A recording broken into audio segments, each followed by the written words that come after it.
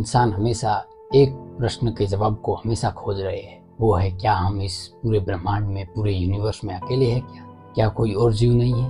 Billions of stars, billions of Galaxy के बीच में कोई और ऐसा प्लेनेट नहीं है जिस पे जीवन हो सकता है? ये क्वेश्चन हमारे दिमाग में कभी न कभी जरूर आता है। मैं आज के इस सफर में अपन इन्हीं रहस्यों के बारे में जानने का प्रयास करेंगे। और चलिए दोस्तों, आज शुरुआत करते हैं इस रहस्यमय सफर की। हमारी गैलेक्सी मिल्की वे के अंदर कम से कम 400 बिलियन स्टार्स है और हर स्टार के पास में औसतन 5 से 10 प्लेनेट है। और हमारे इस यूनिवर्स में ऐसी बिलियंस ऑफ बिलियंस गैलेक्सीज। तो क्या ये नहीं हो सकता कि किसी न किसी गैलेक्सी पे हमारे जैसा एक प्लेनेट हो, उस पे जीवन हो?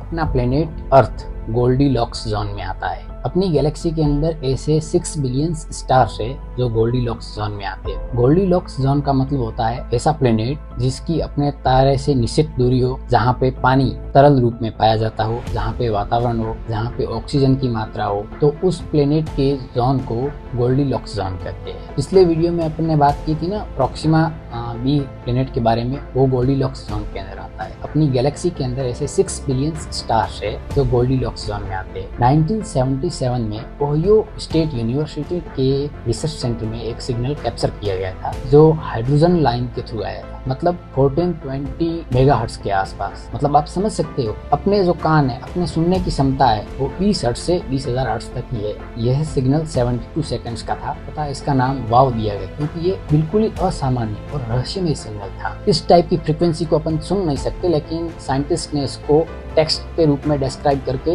इसका नाम दिया वाव। लेकिन हमने आर्टिफिशियल इंटेलिजेंस की मदद से इस फ्रीक्वेंसी को, इस वाव सिग्नल को डिकम्पोज किया है। अब अपन बात करते हैं पेंटागन इंसिडेंट के बारे में। 2021 के अंदर यूएस डिफेंस ने एक इमेज पब्लिकली शेयर किया था जो बहुत ही असामान्य था। उसकी गति असामान्य थी, उसकी दिशा मापने की, मेजरमेंट की टेक्नोलॉजी बहुत ही असामान्य थी। अब इसमें ये सवाल उठता है, क्या ये एलियन स्पेसक्राफ्ट था? दोस्तों, आपका इसके बारे में क्या ख्याल है? कमेंट में जरूर बताना इसके बारे में। अब अपन बात करते हैं ओमुमुआ एस्टेरॉयड के बारे में। 2017 में अपने सोलर सिस्टम के अंदर एक अनआइडेंटिफाइड ऑब्जेक्ट आता है जिसकी रफ्तार और डिजाइन कुछ असामान्य थी। तो वैज्ञानिकों ने इसके बारे में रिसर्च किया। वैज्ञानिकों का उस टाइम मानना था हो सकता है ये एलियन स्पेसक्राफ्ट हो, या उसको डिजाइन ऐसे किया गया है कि बाहर से एस्टेरॉयड दिखे, अंदर एलियन की स्पेसशिप हो। लेकिन बाद में रिसर्च से पता चला वो फर्स्ट इंटरस्टेलर ऑब्जेक्ट था जो किसी और गैलेक्सी से, अपनी गैलेक्सी में, अपने सौर मंडल से गुजरा था। उसकी स्पीड, उसकी गति, उसकी दिशा वो भी बहुत ही असामान्य थी। आज तक ये एक रहस्य बना हुआ है दोस्तों। अब अपन बात करते हैं एलियंस किस लेवल तक डेवलप हो चुके होंगे। मैंने इसको 3 सिविलाइजेशन के अंदर कैटेगराइज किया। सिविलाइजेशन 1, अपन अभी तक सिविलाइजेशन 0 के अंदर, अभी तक अपन सिविलाइजेशन 1 के अंदर भी नहीं पहुंचे। सिविलाइजेशन 1 के अंदर वो सिविलाइजेशन आती है जो अपने पूरे प्लेनेट की एनर्जी को यूज कर रहे हो, जिन्होंने अपनी पूरी प्लेनेट की एनर्जी यूज कर ली हो। एंड सिविलाइजेशन 2 के अंदर वो सिविलाइजेशन आती है जिन्होंने अपने स्टार की पूरी एनर्जी का यूज कर लिया हो। और सिविलाइजेशन 3 के अंदर वो सिविलाइजेशन आती है जिन्होंने अपनी गैलेक्सी की एनर्जी का पूरा उपयोग कर रही हो।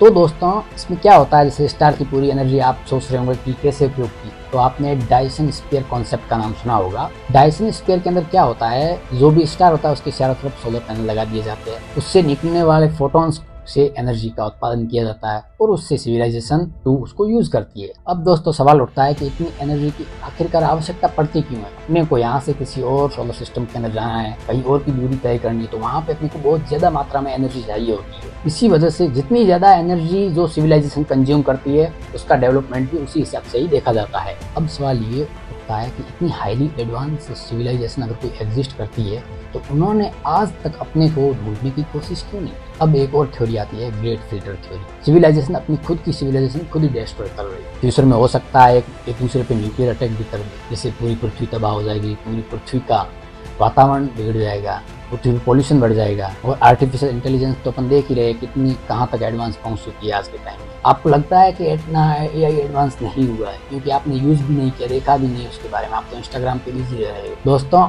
आप समझ नहीं पाओगे, गूगल के पास में क्वांटम कंप्यूटर है, वही का वही कंप्यूटर अभी ओपन AI के पास में है, जिससे अपन ये आर्टिफिशियल इंटेलिजेंस ChatGPT से बात करते हैं। एक बार जरा उसे बात करके देखिए, आप समझ जाओगे वो कितनी एडवांस हो चुकी है। और कितनी एडवांस है वो इस वीडियो में भी आपको प्रूफ मिल गया है। इससे थोड़ी देर पहले मैंने हाइड्रोजन लाइन की फ्रीक्वेंसी को ऑडिबल लैंग्वेज में कन्वर्ट करके एक ऑडियो बनाया, तो आप देख सकते हो आर्टिफिशियल इंटेलिजेंस अभी तक तो सिर्फ ट्रायल फेज पे है, मतलब उसका जस्ट एक 0.001% ही अपन उपयोग कर रहे हैं। 100% जब आर्टिफिशियल इंटेलिजेंस पे अगर इंसान डिपेंड हो गया तो अपनी सभ्यता खत्म भी हो जाएगी।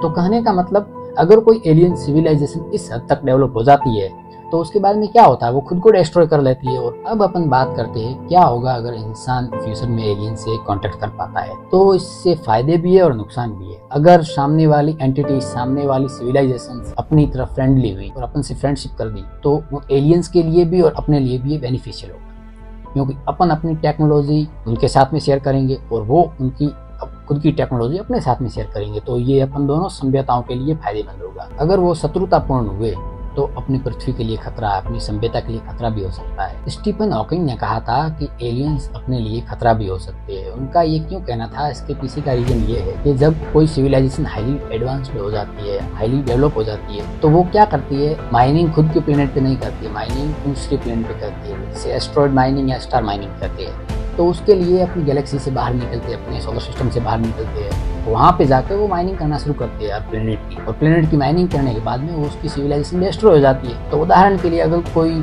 एडवांस सिविलाइजेशन अपने सोलर सिस्टम में आती है, अपन तो उनके लिए सिर्फ ऑब्जेक्ट है, उन्होंने तो ऐसी काफी सभ्यताएं देखी है, काफी को नष्ट करके आ गए हैं, तो वो अपने प्लेनेट को भी नष्ट कर देंगे, अपने प्लेनेट की सिविलाइजेशन को भी नष्ट कर देंगे और अर्थ की माइनिंग शुरू कर देंगे। और यहाँ से मेटल्स वगैरह जो भी प्रीशियस मेटल्स मिलते हैं उसको यहाँ से लेकर चले जाएंगे। तो हमारे लिए एक प्रकार से खतरा भी हो सकता है। तो अपने को दोस्तों, हमारी जिज्ञासा और खोज जारी है।